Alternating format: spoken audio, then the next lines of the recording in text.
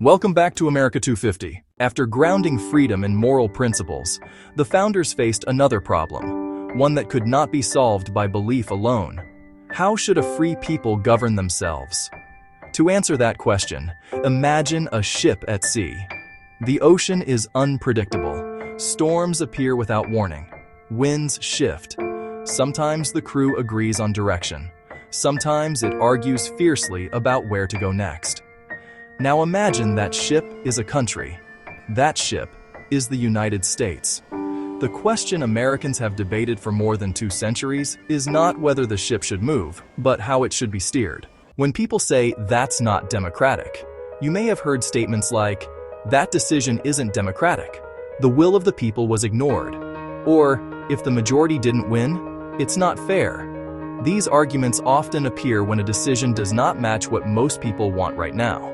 Behind them is an assumption that democracy means popular opinion should become law quickly and directly. But the founders asked a harder question. Is that kind of system stable or dangerous? What democracy actually means. At its core, democracy means that the people have a voice in how they are governed. That voice usually comes through voting. Popular opinion matters. The founders knew that, and they believed government must reflect the consent of the governed. But they also knew something else.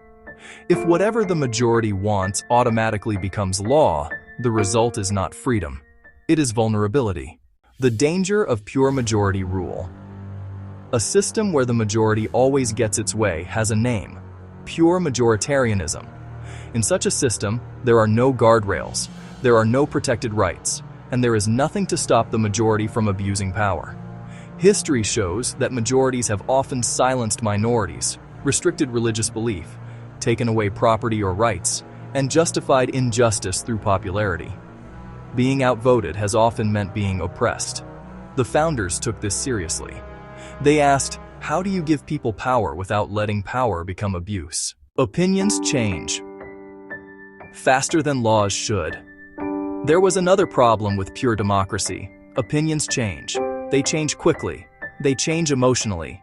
They change during fear, anger, or crisis. If laws shifted every time opinions shifted, rights would be unstable, governments would swing wildly, and freedom would depend on the mood of the moment. A country run only by opinion would be like a raft tossed by waves, moving, but not protected. The founders wanted something stronger. Designing a stronger ship.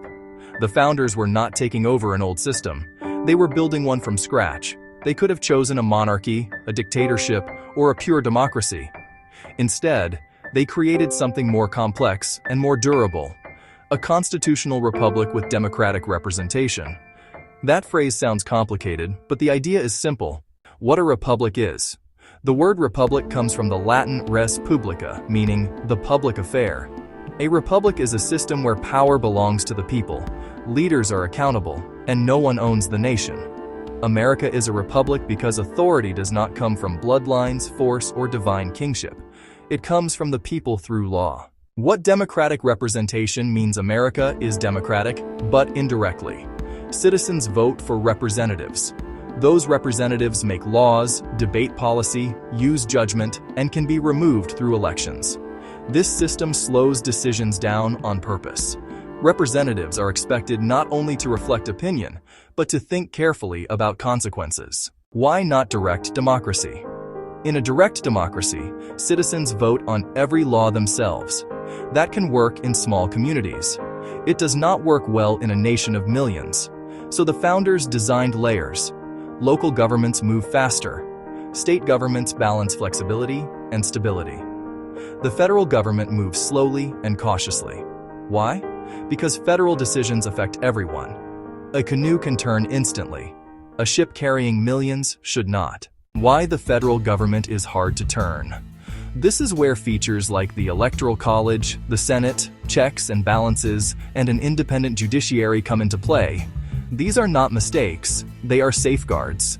They prevent sudden emotional decisions from rewriting the rules of freedom. The Constitution as the final guardrail. At the center of everything stands the Constitution. It does something revolutionary. It declares that some rights exist before government and cannot be voted away.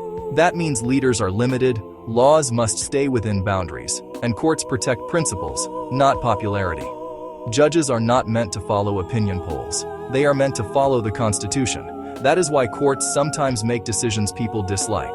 Their job is not to be liked. Their job is to uphold principle. Balancing change and stability. The founders knew values would change over time, so they created a system that allows change, requires effort, and demands broad agreement for major shifts. If Americans want to redefine fundamental rules, they must debate, persuade, build consensus, and amend the Constitution. This process is slow on purpose. Freedom lasts longer when change is careful. The big idea to remember: the United States is not defined by outcomes. It is defined by processes. The system is democratic not because everyone always wins, but because people have a voice, power is restrained, rights are protected, and disagreement does not require violence. The founders did not build a perfect ship, but they built one strong enough to survive storms. And more than 2 centuries later, it is still sailing, because its design assumed human imperfection and planned for it. The next question follows naturally. If power is shaped by systems and ideas, how do the words we use to describe those ideas influence the way power is understood and exercised? That question leads to the language of politics itself. Ideas, power, and the words we use. After building a system designed to restrain power, the founders understood something else just as important. Power is shaped not only by laws, but by ideas, and ideas are carried by words. That is why the world pays attention to the United States. Why the world watches America. People across the globe follow what happens in America, sometimes with admiration, sometimes with criticism, and sometimes with concern. This may seem surprising, especially when America is openly debated and challenged. But attention does not always mean approval. Often, it means importance. For much of modern history, the United States has been one of the most powerful nations on Earth. When America is stable and confident, many other nations feel safer. When America appears divided or uncertain, aggressive governments and violent movements often feel encouraged to act. History reveals a difficult truth. Power does not disappear when one nation steps back. It simply moves into someone else's hands. This leads to a serious question beneath many political arguments.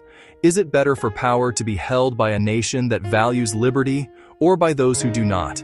Authority, order, and fear.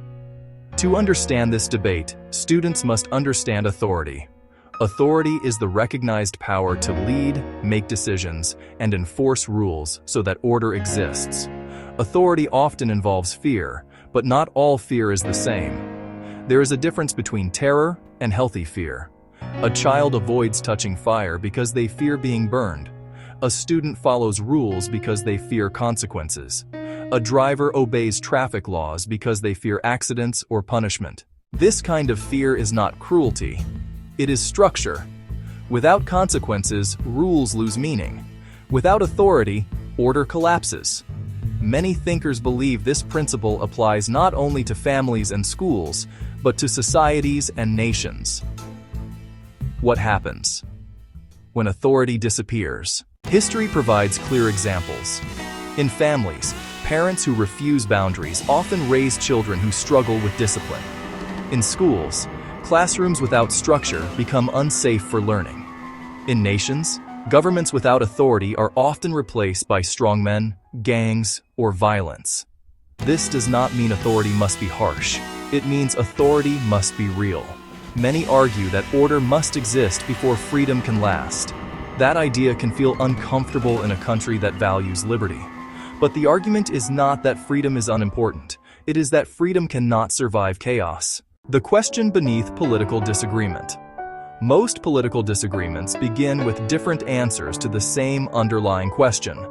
What is the greater danger? Too much control or not enough order? Some people fear tyranny, others fear collapse. Understanding political ideas means understanding what people are afraid of losing most.